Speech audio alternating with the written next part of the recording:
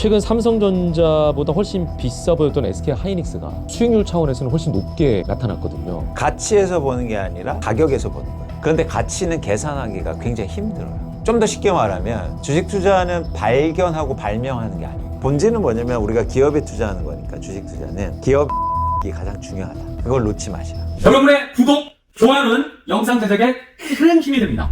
대표님, 2025년에 한국 코스피가 80% 올라서 아무도 생각하지 못했던 단어가 생겼고 또 7천까지 간다 뭐 이런 예상도 하고 있습니다. 미국보다 훨씬 뜨거웠는데 산업이 갑자기 좋아진 것도 아닌데 왜 이렇게 미친 듯이 올랐다고 볼 수 있을까요? 그동안에는 이렇게 큰 폭으로 오른 적이 없거든요. 정확히는 이처럼 크게 오른 거는 과거에 두 차례의 시기가 있었어요. 그건 언제냐면 1980년대 중반과 그리고 2000년대 초중반에 걸쳐서 한국의 코스피 지수가 200% 이상 올랐습니다.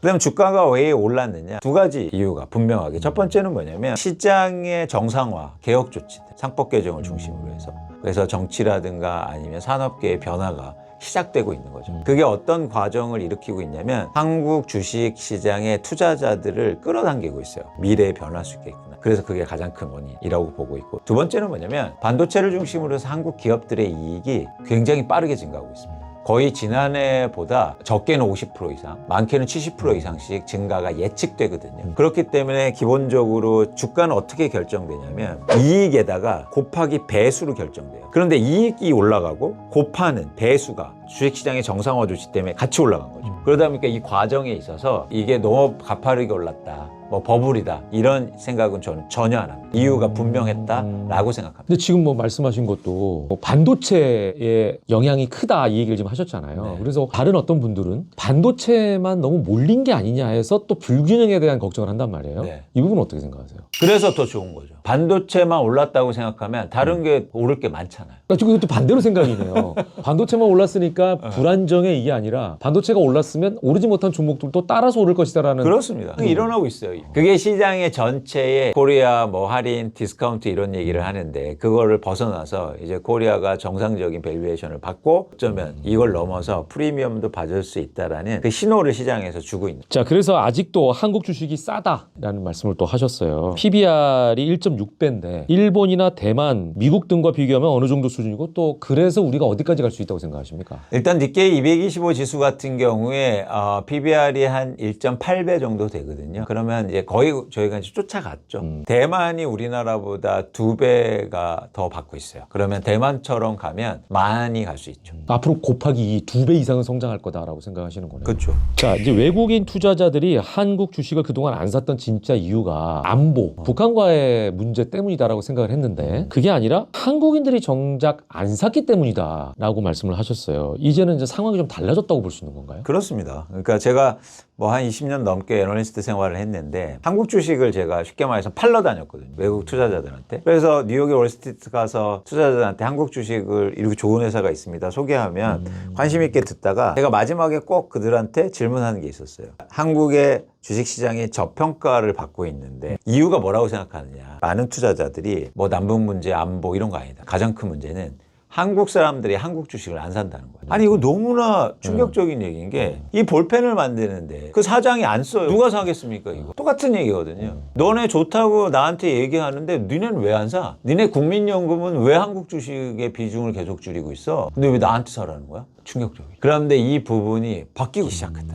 그래서 한국의 국민들이 한국 주식을 산다는 건 굉장히 큰 의미를 갖고 있다. 그러니까 내가 내 가족을 아껴야 남들도 내 가족을 소중하게 보는 거랑 똑같은 거네요, 어떻게 보면. 맞습니다. 네. 제가 기사를 보니까 네. 가장 화 많이 내는 대상이 엄마라면서요. 맞아요. 되게 충격적이지 않습니까? 예. 엄마가 제일 잘해주고 엄마가 제일 필요한데 막상 제일 화내는 거죠. 최근 삼성전자보다 훨씬 비싸 보였던 SK 하이닉스가 수익률 차원에서는 훨씬 높게 나타났거든요. 이거는 어떻게 우리가 생각해야 될까요? 기본적으로 우리가 돈을 버는 건 가치에서 버는 게 아니라 가격에서 버는 거예요. 그런데 가치는 계산하기가 굉장히 힘들어요. 그래서 제가 가치가 중요하지 않다는 말씀을 드린 게 아니라 처음을 주식 투자하시고 내가 전문 투자자가 아니고 경험이 많지 않고 이런 분들은 가격에 더 집중할 필요가 있다는 말씀을 드리는 겁니다. 그러면 가치와 가격을 균형 있게 우리가 봐야 되는데 예를 들어서 가격도 오르고 가치도 그만큼 낮을 수 있는 가능성이 있는 주식은 주가가 오르는 주식이에요. 네. 그건 뭐냐면 가격이 일단 오르고 있잖아요. 그리고 오른다는 건 투자자들이 사고 있다는 건데 그럼 가격보다 가치가 낮다는 걸 시장이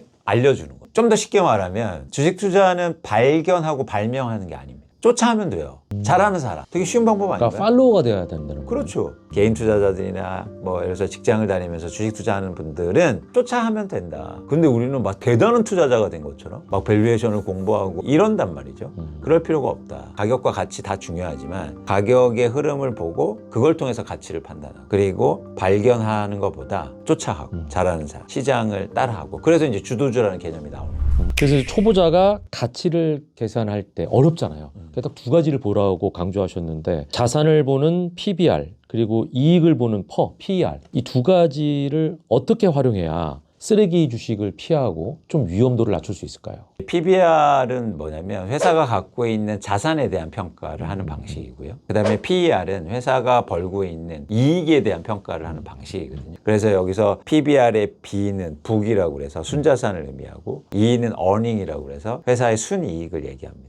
그래서 하나는 자산에 대한 평가, 하나는 회사가 벌어들이는 돈이 얼마인지, 이익이 얼마나 예측되는지 이거에 평가하는 방식인데 아주 간단한 방법은 있어요. 뭐냐면 예를 들어서 반도체 회사들이 10개 정도가 있다. 그럼 그 회사들의 평균치를 내보는 거예요. PBR의 평균, PER의 평균. 근데 내가 투자하고 싶은 회사가 그러면 평균 대비해서 위에냐 아래냐로 평가하는 거죠. 밑에면 상대적으로 저평가받고 있고 그리고 위에면 상대적으로 고평가받고 있구나. 그런데 꼭 이유 없는 무덤은 없어요. 반드시 이유가 있어요. 저평가 이유가 있단 말이에요. 그래서 다음 질문은 뭐가 되냐면 그 이유가 해소될 수 있느냐가 중요해요. 저평가 자체가 중요한 게 아니라 저평가를 받고 있는 걸 먼저 골라낸 다음에 그 회사들 중에서 그 이유가 미래에 바뀔 수 있는 회사를 투자해요. 그렇죠. 해결이 안 되면 의미가 없잖아요. 의미가 없습니다. 근데 우리는 그냥 저평가만 투자하려고 해요. 그러니까 잘 안 되는 거예요. 그러네요. 야, 이것도 새로운 관점에서 바라보는 거네. 그러니까 우리는 무조건 저평가 주식만 찾으려고 하거든요. 그렇죠. 그 다음 단계를 못 가네. 그러니까 이거는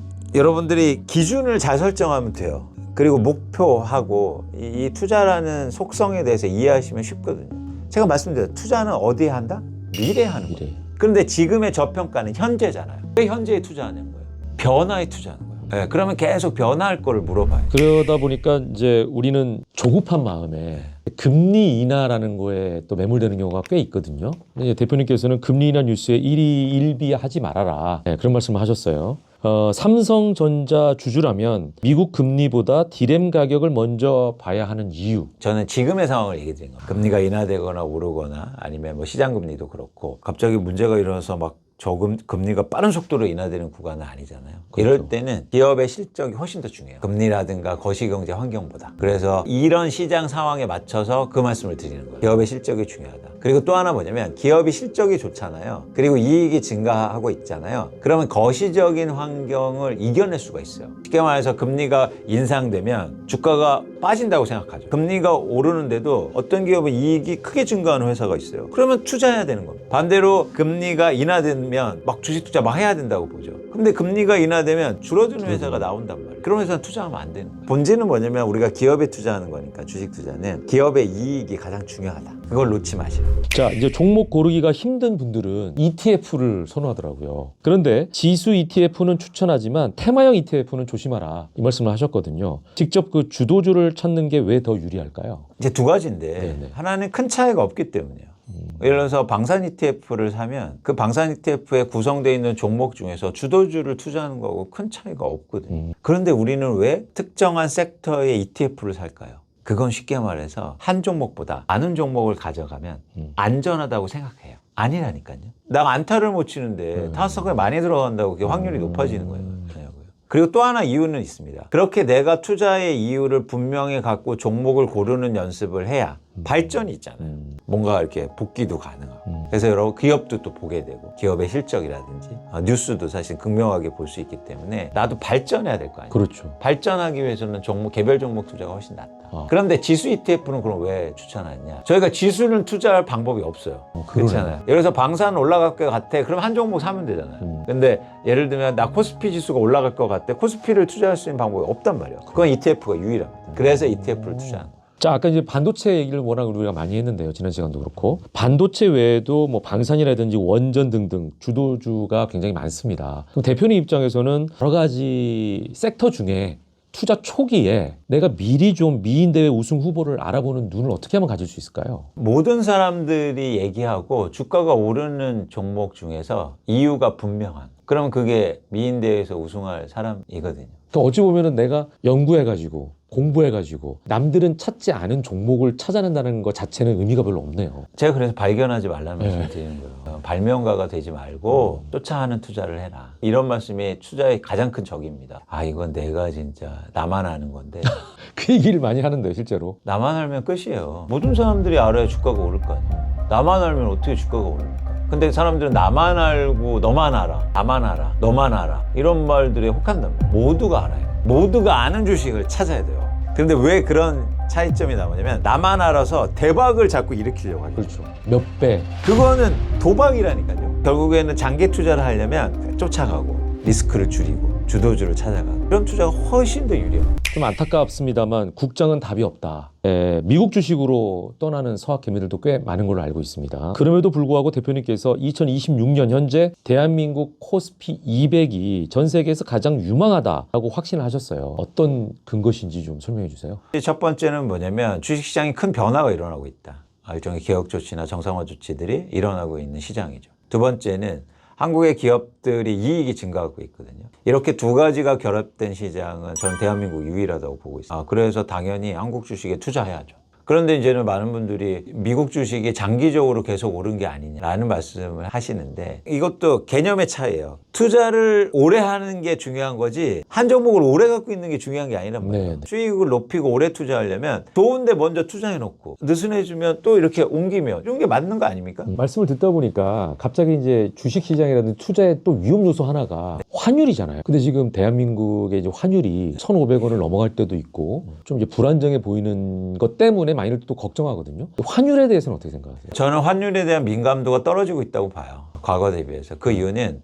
투자자들의 주체가 바뀌고 있기 때문에. 환율에 민감한 건 외국인 투자자들이거든요. 근데 한국의 국민들이 한국 주식을 사고 있는데 환율이 뭔 상관입니까? 상관이 전혀 없다는 건 아니에요. 시장의 변동성을 만들 수 있고 불확실성을 키울 수 있는 요소는 분명하지만 그렇게 직접적으로 영향을 미치지 않는다. 그런 차원에서 예전과 비교해서 그런 어떤 상관괴수 혹은 민감도가 떨어지고 있다는 거죠. 근데 기업의 입장에서는 좀 다르잖아요. 예를 들어서 수출하는 기업은 유리한데 료를 사와야 하는 기업은 불리하니까 전체적으로 보면은 주식시장과의 관계성에 있어서도 이익률이 낮아질 거 아니에요. 수출하는 기업은 좋잖아요. 네, 그러니까요. 수출하는 기업이 훨씬 더 주식시장에 큰 영향을 미쳐요.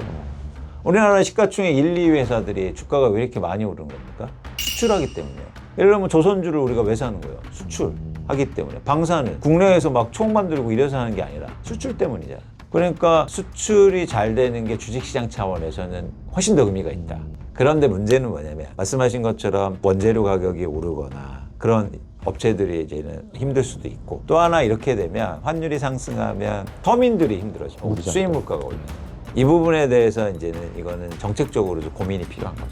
근데 주식시장만 온전히 보면 환율이 오히려 말씀하신 것처럼 수출 기업들의 도움이 될 수도 있다는 차원이죠. 그 전 세계 국가가 뭐 한 200개가 넘는데 물론 이제 주식시장이 활성화되어 있는 상위 국가들은 몇 개 되진 않겠지만 그런 전체적인 국가를 다 통틀어서 대한민국 주식시장이 넘버원이다 확신하시는 거죠? 그렇죠. 그거는 조금 더 다른 관점에서 대한민국의 산업 구조가 너무너무 좋아요. 잘 생각해 보세요. 한국은 반도체 잘 만들죠. 자동차 잘 만들죠. 조선 잘 만들죠. 화학 잘하죠. 2차 전지 잘하죠. 그 다음에 방산 이제 잘하죠. 예, 이런 회사가 없어요. 생각해 보세요. 없습니다. 그러네요. 네. 미국도 이렇게 안 돼요. 이런 어떤 다각화된 포트폴리오, 다양한 산업들이 시장에 많이 존재하기 때문에 이거를 투자자들이 쉽게 말해서 이 진주를 흙 속에서 발견하는 순간 완전히 다른 양상이 나온다. 근데 그동안 이제 봐주지도 않았던 거예요. 동네 주민들이 거긴 진주 없어. 그걸 찾아보지도 않아. 근데 거기 왜 찾습니까?